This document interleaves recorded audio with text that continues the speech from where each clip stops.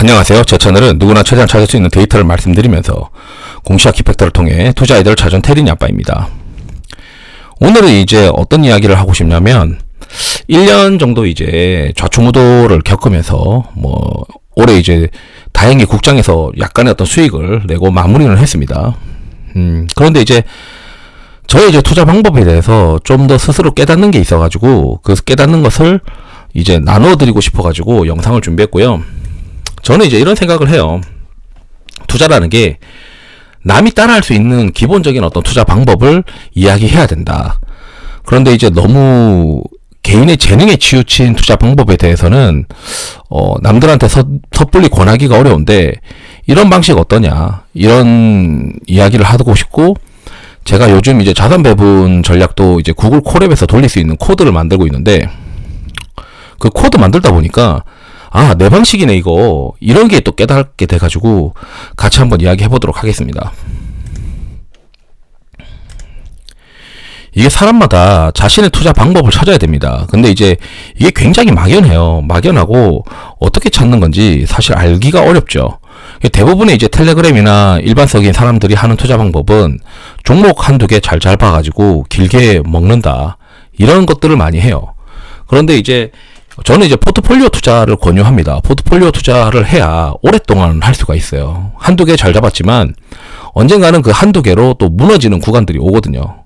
그러니까 내가 한두 개로 100% 먹더라도 운 좋게 한두 개 잘 먹을 수는 있죠. 근데 연속으로 그걸 해내지 못하면 한 번은 이제 반토막이 나기도 하고, 심지어는 시장에서 아웃되기도 하고, 레버리지 쓰다가 아웃되기도 하고 하기 때문에 저는 이제 꾸준하게 안정적으로 수익을 내는 방법에서는 포트폴리오 투자만 한 게 없다라고 생각하거든요.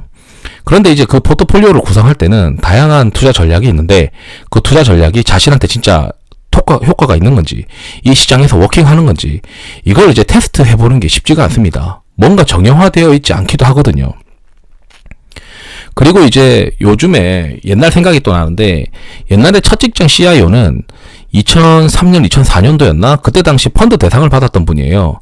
그러니까 2011년도, 2012년도에 제가 이제 투자자문사에서 만났던 분인데, 그때 당시에 과거 이야기를 해주시기도 하고, 2011년도에도 이분이 어떻게 투자를 하시나라고 옆에서 봤는데, 이분이 주말마다 회사에 출근을 하게 되면 그 주말에 이제 하나의 어떤 애널리스트 보고서들을 한 20편이나 이렇게 쭉 읽어보면서 그 보고서에 해당하는 추정 이익을 손으로 기입을 합니다. 이게 얼마나 대단한 거냐면, 손으로 이제 숫자를 기입을 하면서 기존에 본인이 추정했었던 이익이나 또는 시장에서 이야기하는 이익보다 그 방향이 더 좋아지느냐 나빠지느냐를 손으로 쳐보면 눈으로도 들어오잖아요.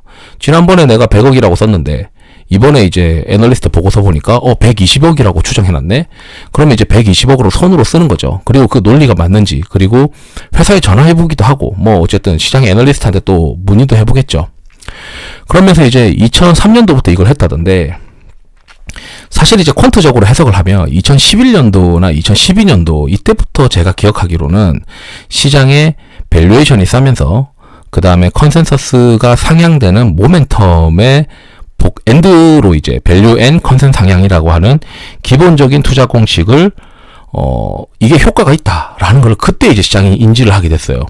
그런데 이분은 2003년, 2004년도에 기업을 탐방을 하든 뭘 하든 간에 컨센서스가 어떻게 변하고 이런 것들에 대해서 몸으로 또 넣으면서 이제 하다 보니까 베스트 매니저가 된 거 아닌가, 이런 생각도 저는 들더라고요.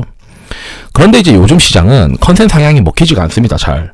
왜냐면 시장의 애널리스트 수가 상당히 이제 줄었다는 것도 있겠지만, 그동안 이제 컨센 상향이 먹히지 않는 시장이 또 자주 발생하기 때문이죠. 그러니까 어떤 때는 컨센 상향이 먹혀요. 어떤 때는 또 컨센 상향이 먹히지 않는 시장이 있죠. 왜냐면 특히 이제 올해 연간으로 보게 되면 상반기에는 컨센서스 상향이 보통 잘 먹힙니다. 왜냐면 이게 내용이 신선하게 느껴지기도 하거든요. 그런데 하반기에는 컨센 상향이 먹히지 않아요. 왜냐면 이미 했던 이야기를 또 하는 것 같은 느낌이거든요. 그리고 요즘은 이제 그 컨센 상향보다 더 빠른 수출 데이터나 이런 것들이 있으니까 사람들이 오히려 이미 컨센 상향하기 전에 수출 데이터로 다 주가가 이미 반영이 되어 버렸기 때문이기도 하고요. 그리고 제가 이제 깨닫는 거는, 그래서 이제 시장을 계속 보면은 자신의 어떤 투자 방식이 이렇게 진화를 하게 되거나 바뀌게 되거나 이렇게 되는데, 저도 옛날에는 이제 종목 위주로 투자를 하고 기업 탐방을 해야 된다 생각하고 그런 것들이 많이 있었어요.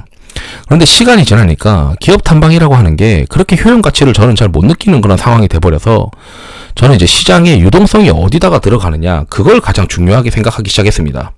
그게 이제 2023년도 그 가을 지나고 나서부터, 시장에 돈이 도는 곳이 중요한 것이고, 시장에 돈이 도는 곳에서 그 컨셉을 어떻게 베팅을 하느냐, 이런 것들이 중요하다 생각했어요. 그래서 처음에는 시장의 유동성이라고 이제 저는 정의를 내렸고, 계속 이제 매수가 발생되는 것들, 그러니까 이런 이제 엑셀로 계속 지금도 정리를 하고 있는데,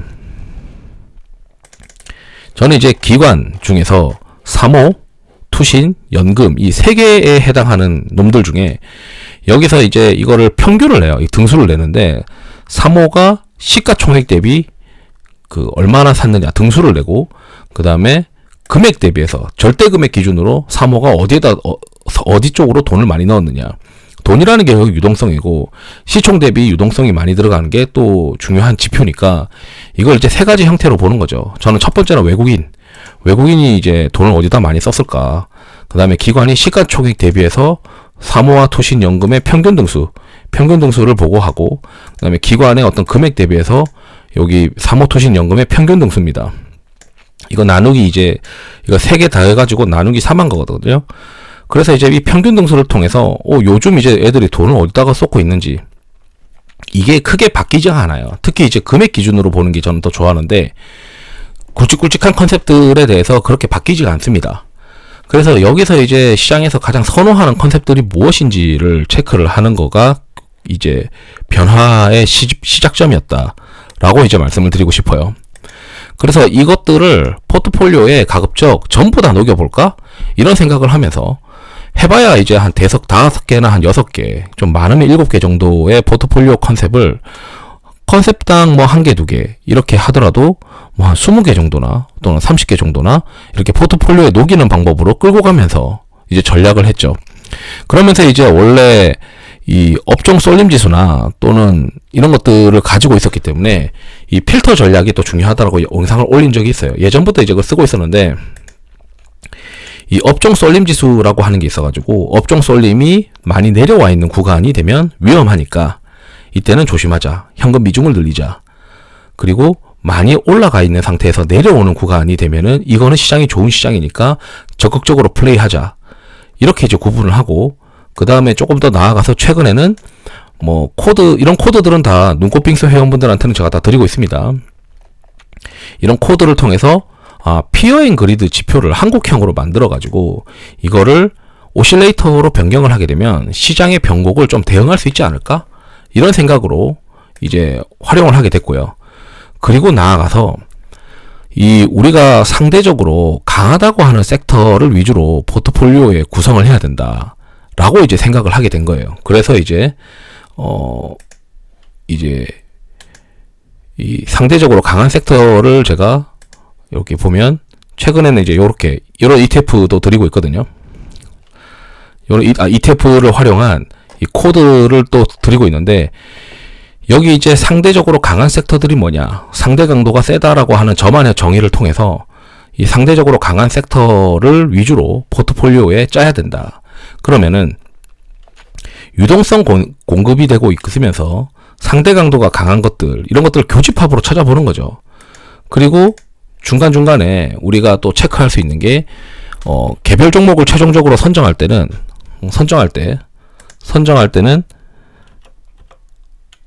수급이 배어져 있는지 뭐 이런 것들을 저는 이제 고려를 하게 됐고, 거기에 이제 수출 데이터나 컨센 데이터나 또는 컨센서스가 상향되냐, 수출이 잘 나오냐, 또는 해외 시장 동향이나 그다음에 일정들, 이런 것들을 이제 보는 거죠. 그래서 도식화를 해보니까, 야, 지금 현재 시장이 좋니? 업종 쏠림 지수가 이제 내려갈 타이밍이니? 피어 앤 그리드 오실레이터가 올라갈 수 있는 타이밍이니? 이런 것들을 고려를 해서 뭐 예를 들어 시장의 어떤 이벤트나 어떤 이벤트들이 지금 어떤 것들이 있을까? 리스크 지표, 우리가 이제 얘기하는 뭐 10년물 채권금리나 뭐 이런 리스크 지표들도 있잖아요.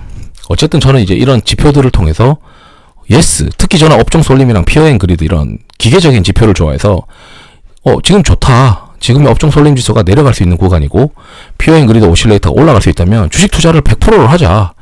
그리고 포트폴리오는 유동성 공급 컨셉이 세고 상대 강도가 상위권에 있으면서 그 다음에 수급이 비워져 있고 모멘텀이 이제 뭐 수출 데이터나 뭐 일정이나 또는 해외 시장에 유사한 것들이 올라가고 있는지 이런 것들을 체크를 해서 포트폴리오를 짠다는 거예요.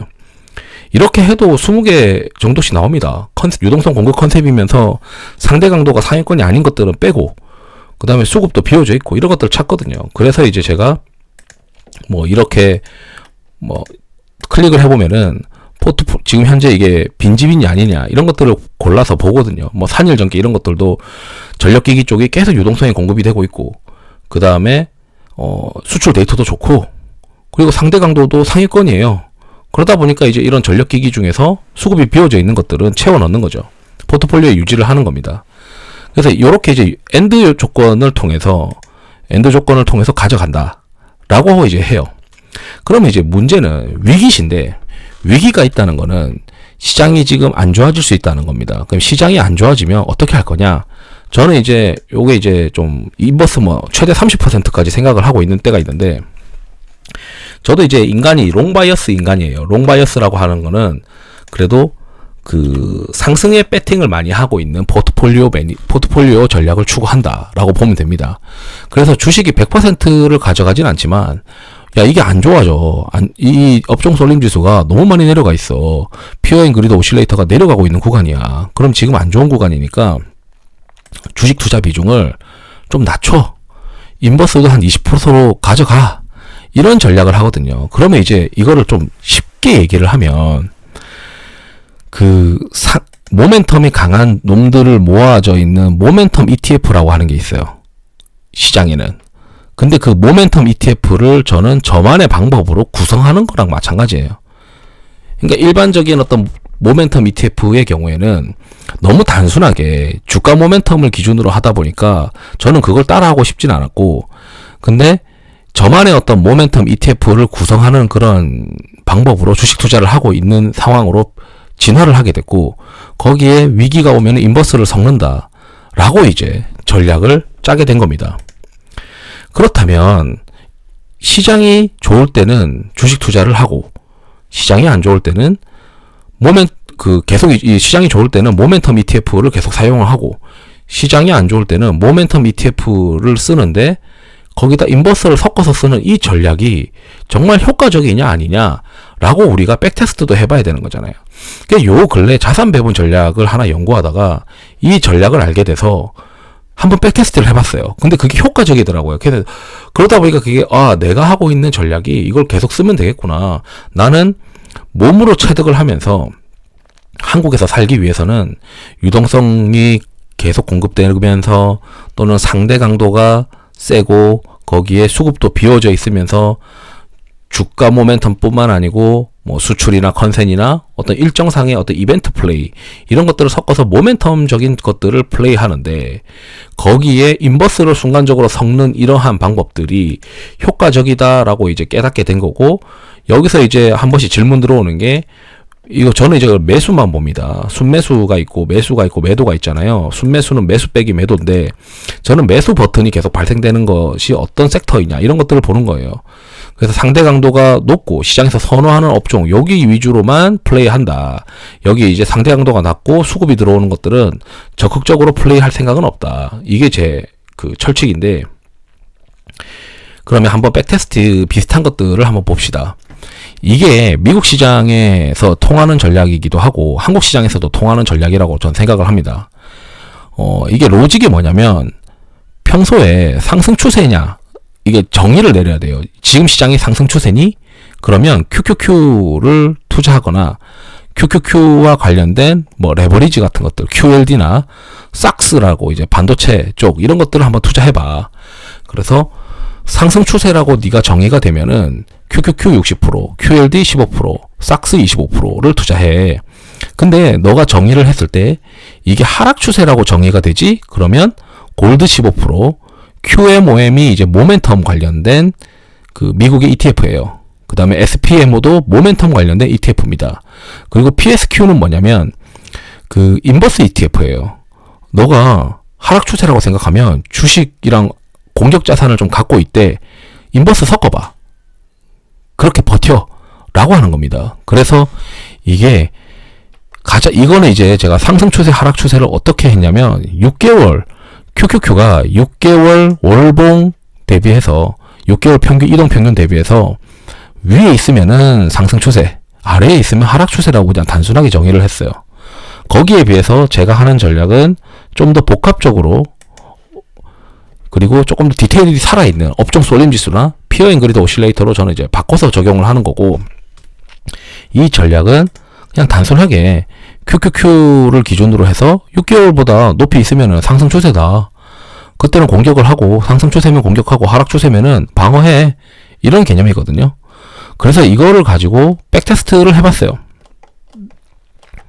백테스트 하니까 그 MDD가 한 16% 나오긴 해요. 국내도 제가 올해 국장으로 국장도 이제 저도 이제 보게 되면 중간중간에 이제 이 방식에 대해서 완벽하게 깨닫지 못하는 구간에서 쓰다 보니까 좀 왔다 갔다 했지만, 결국 이제 제가 인버스를 섞어서 하는 방법으로 진화를 하게 됐는데, 이 인버스를 섞어서 하는 게 저는 지금은 이제 이렇게 퀀트 전략처럼 50%씩은 하지 못하고, 대신 저는 이제 좀 더 디테일한 업종 쏠림 지수나 피어 앤 그리드가 있고, 그 다음에 좀 더 모멘텀이 강한 것들을 제가 고를 수 있으니까 주식 비중을 70이나 80이나 이렇게 가져가면서 인버스를 최대 30% 정도까지만 하는 방법으로 하는 거고, 여기 이제 이 전략의 경우에는 그냥 기계적으로 나스닥 인버스를 50% 하는 거잖아요.